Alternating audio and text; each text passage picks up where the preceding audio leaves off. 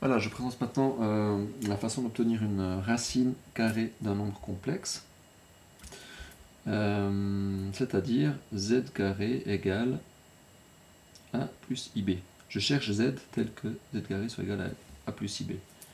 Par exemple, z carré égale... Bon, quand je dis nombre complexe, ça peut être nombre réel. Donc évidemment, z carré égale 3, c'est pas difficile. Z carré égale moins 5, ça n'est pas beaucoup plus. Z carré égale I, Z carré égale moins 3 plus 7i, c'est peut-être un peu plus compliqué. Donc, évidemment, si on a en réalité à faire une équation qui se résout dans les réels, donc on a extrait la racine d'un nombre positif, les solutions Z1, 2 sont plus ou moins racine de 3.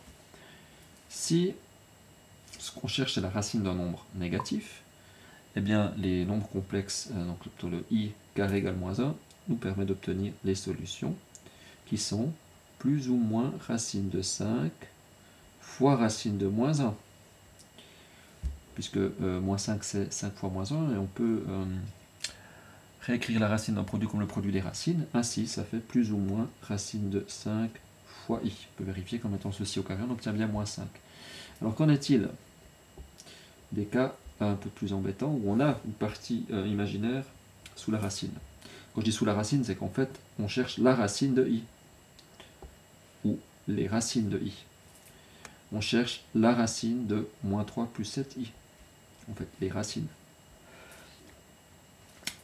Donc, ce qu'on doit résoudre, c'est z carré égale a plus ib. Donc, le z égale x plus iy est tel que, quand je le mets au carré, ça me donne a plus ib. Ce qui est à déterminer, ce sont les xy. C'est ça qui est inconnu. Donc, si je mets x plus iy au carré, ça fait x carré moins y carré plus 2xy fois i. Et ceci est égal à a plus ib, a et b étant connu. J'ai ici x moins y carré, ici a, et 2xy fois i égale i fois b.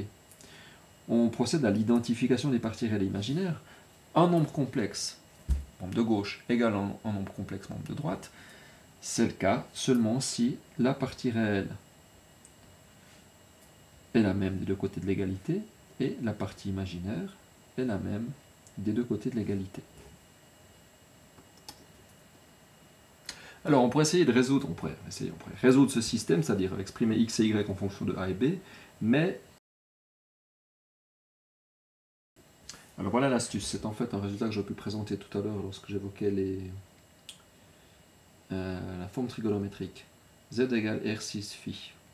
Donc z puissance n égale R puissance n, 6 de n fois phi. Quel est le module de z? C'est R. Quel est le module de z puissance n? Je le lis ici, c'est R puissance n. Donc la conclusion de ceci, c'est que le module de z puissance n égale R, autrement dit le module de z à la puissance n. Si je l'applique pour z carré, le module de z carré, c'est le module de z au carré. Qu'est-ce que z? C'est x plus iy. Le module de z, c'est la racine de x carré plus y carré. Autrement dit, le module de z au carré, c'est x carré plus y carré. Qu'est-ce que je sais de z carré? Je sais que z carré, on l'a ici, égale a plus ib. Ainsi, le module de z carré égale le module de a plus ib. Je vais l'écrire ici. Module de z carré égale le module de a plus ib. Donc, quel est le module de a plus ib? C'est la racine de a carré plus b carré. Je vais ajouter cette égalité aux deux égalités que j'ai déjà dans mon système. Donc c'est trop d'avoir trois équations avec deux inconnus, les inconnus étant x, y, mais on va voir que cette troisième équation va rapidement nous permettre de trouver x, y à partir de la première. Donc x carré plus y carré, c'est a carré plus b carré, la racine de ceci. Donc si je numérote 1, 2, 3 mes trois équations, on va réussir à obtenir 2x carré de quelle manière? En faisant 1 plus 3. X carré plus 2x carré, il n'y a plus de y carré, égale a plus la racine de a carré plus b carré. Et si je fais, hop là, 1 moins 3, ou plutôt 3 moins 1, qu'est-ce que j'obtiens? Alors le numéro 3, ça me donne x carré moins x carré et plus 2x carré, y carré moins y carré, 2y carré, égale la racine de a carré plus b carré, numéro 3, moins a. Alors je vais continuer ici. X carré vaut donc a plus racine de a carré plus b carré sur 2. Ainsi, x vaut plus ou moins la racine de ça. Y carré égale la racine de a carré plus b carré. Attention, là j'écris un peu vite. La racine se termine ici. La racine de a carré plus b carré moins a. Je divise par 2, ça me donne y carré. Et je prends la racine de tout ça, plus ou moins. Alors on a ici, a priori, 2 valeurs pour x et 2 valeurs pour y. On obtient des nombres réels. De toute façon, on obtient des nombres réels parce que l'intérieur des racines de la racine est positif. Donc la racine de nombre positif est bien un nombre réel. Attention toutefois, on a ici pas 4 solutions comme on pourrait l'imaginer puisqu'on a 2x et 2y. Donc 2 choix pour x, 2 choix pour y. Le fait que 2 fois x fois y soit égal à b nous apprend que x fois y égale b sur 2. Ça veut dire le signe de x fois y égale le signe de b. Donc de par ce critère, on n'aura pas 4 solutions, mais seulement 2. Il s'agira donc de voir comment les signes de x et y sont les uns l'un par rapport à l'autre, à savoir est-ce que les deux sont positifs et les deux négatifs ou doivent être opposés. On va peut-être, pour conclure, prendre l'exemple suivant. Le plus intéressant, c'est quand même le deuxième ici. Z carré égale moins 3 plus 7i. Alors, allons-y. Z carré égale moins 3 plus 7i. Donc, on a A égale moins 3, B égale 7. On aura besoin de A carré plus B carré, c'est 9 et 63, et 49, pardon. Ça va bien. 9 et 49, 58.